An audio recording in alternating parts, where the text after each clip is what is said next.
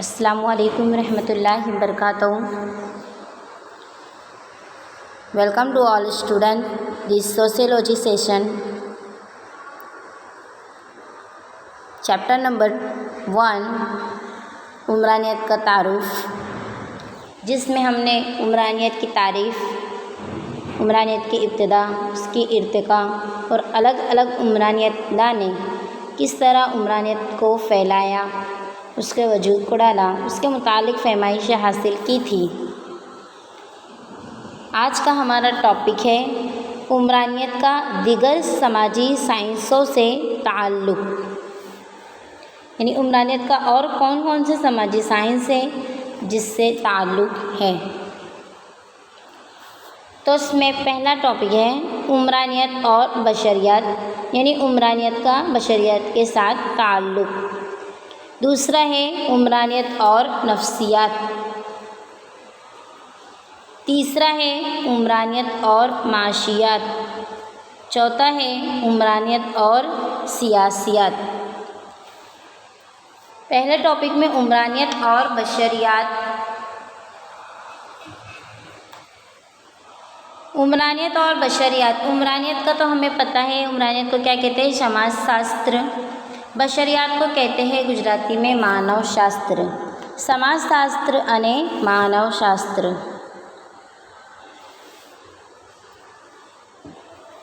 بشریات یہ انسان کا مطالعہ کرنے والا سائنس ہے، جبکہ عمرانیت یہ سماج کا سائنسی مطالعہ کرتا ہے. بشریات انسان کی ابتدا سے لے کر موجودہ زندگی تک جسمانی، تہذیبی آثار قدیمہ کے پہلوؤں کو سمجھنے کی کوشش کرتا ہے.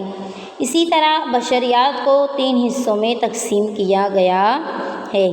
پہلا ہے جسمانی بشریات، دوسرا ہے تہذیبی بشریات اور تیسرا ہے آثار قدیمہ. پہلے میں ہم دیکھتے ہیں جسمانی بشریات میں کیا ہوتا ہے.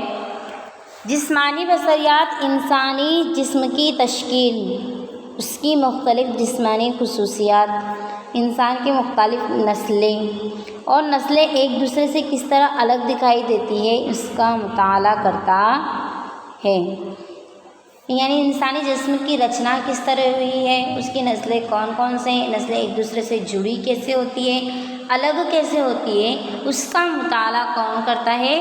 جسمانی بشریات. اس کے بعد دوسرا ٹاپک ہے ہمارا تہذیبی بشریات.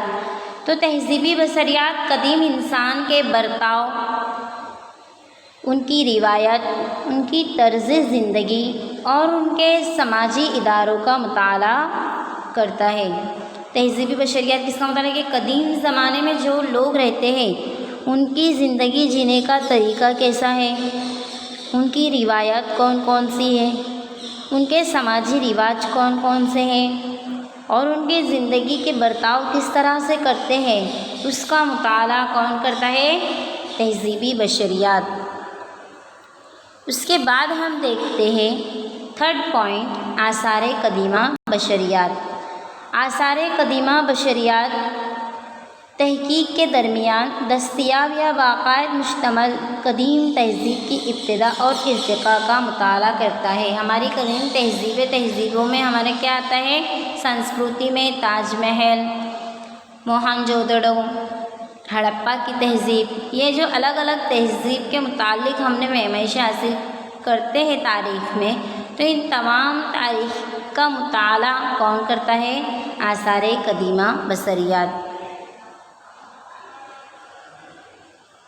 اور عمرانیت یہ سماج کا مطالعہ کرتا ہے، سماج میں رہنے والے لوگوں کا مطالعہ کرتا ہے.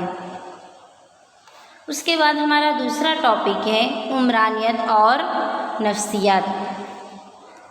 نفسیات فرد کے کردار کا مطالعہ کرنے والا سائنس ہے. نفسیات کیا ہے؟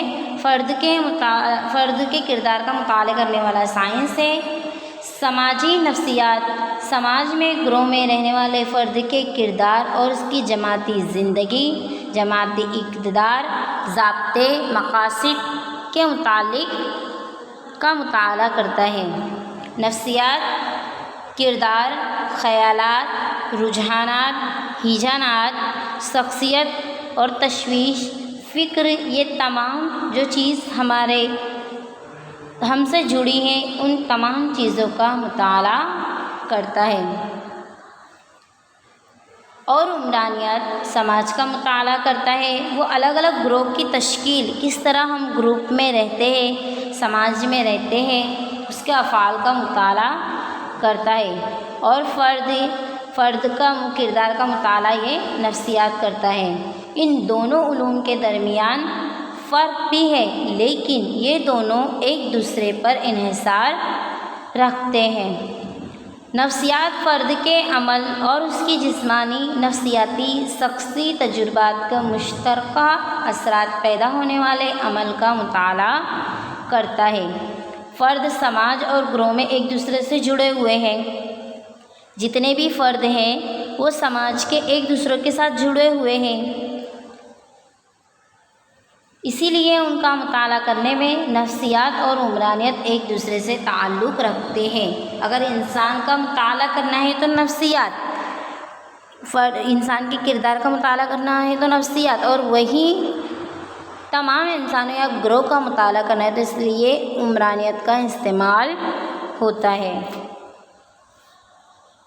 اس کے بعد ہمارا 3rd پوائنٹ ہے عمرانیت اور معاشیات۔ انسان کے معاشی تعلقات کو سمجھنا، اس کا علم معاشیات کا اہم مقصد ہوتا ہے۔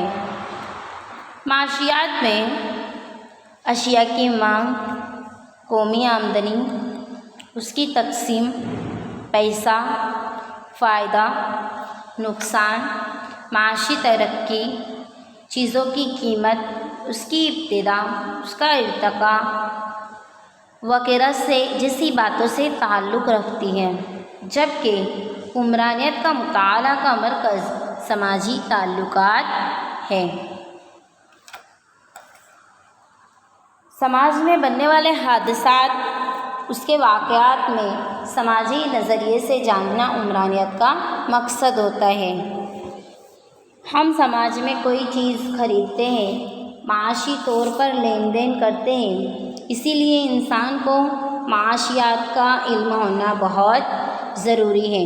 ان دونوں علوم کے لحاظ سے اختلاف ہونے کے باوجود دونوں ایک دوسرے سے جڑے ہوئے ہیں۔ معاشیات اور عمرانیت الگ الگ ہونے کے باوجود دونوں ایک دوسرے سے جڑے ہیں۔ انسان کا معاشی فعل یعنی کہ پیسوں کے ذریعے کیے جانے والا کام، جیسے کوئی چیز خریدنا، بینکوں میں کام کرنا، انٹرویو وغیرہ، جو پیسوں کے ذریعے معاشی فعل اسی سماج میں شروع ہوتا ہے، ترقی پاتا ہے۔ اسی لیے کہا جا سکتا ہے کہ سماج معاشی سرگرمی اور معاشی سرگرمیاں سماج کے متاثر ہوتی ہیں۔ اس کے بعد غریبی، بے روزگاری اور آبادی میں اضافہ جیسے مسائل کا مطالعہ دونوں سماجی سائنس کرتے ہیں۔ بے روزگاری کے لیے کون سے معاشی عوامل ذمہ دار ہیں، اس بات کو جاننے کی کوشش معاشیات کرتا ہے، لیکن بے روزگاری کے سماجی پہلوؤں کو سمجھنے کی کوشش یہ عمرانیت کرتا ہے۔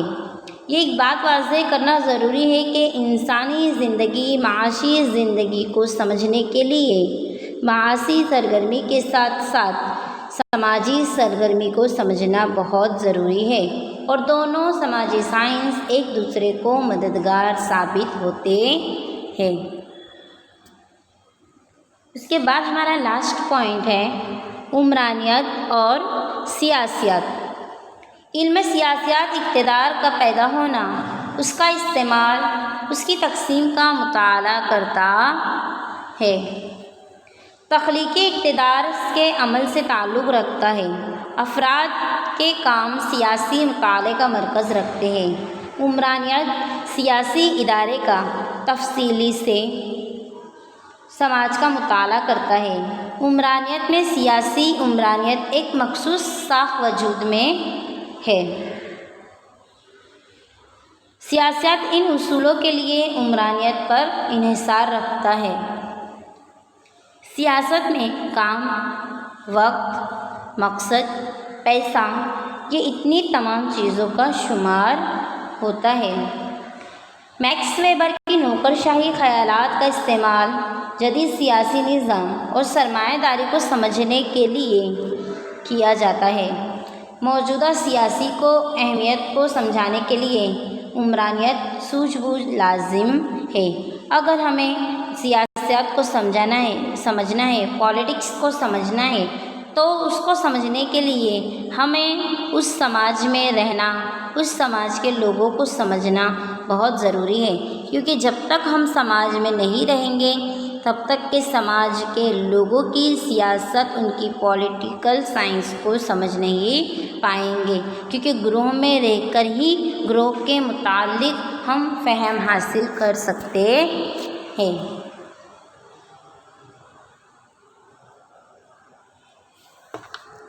اسی طرح عمرانیت کے دیگر سائنسوں کے ساتھ تعلق میں ہم نے بشریات، نفسیات، معاشیات اور سیاسیات کے متعلق فہم حاصل کی ہے، جس کا عمرانیت کے ساتھ گہرا تعلق ہے، اور تمام یہ سماجی سائنس عمرانیت کے ساتھ تعلق رکھتے ہیں اور ایک دوسرے کو سمجھنے کے لیے، مطالعہ کرنے کے لیے مددگار ثابت ہوتے ہیں۔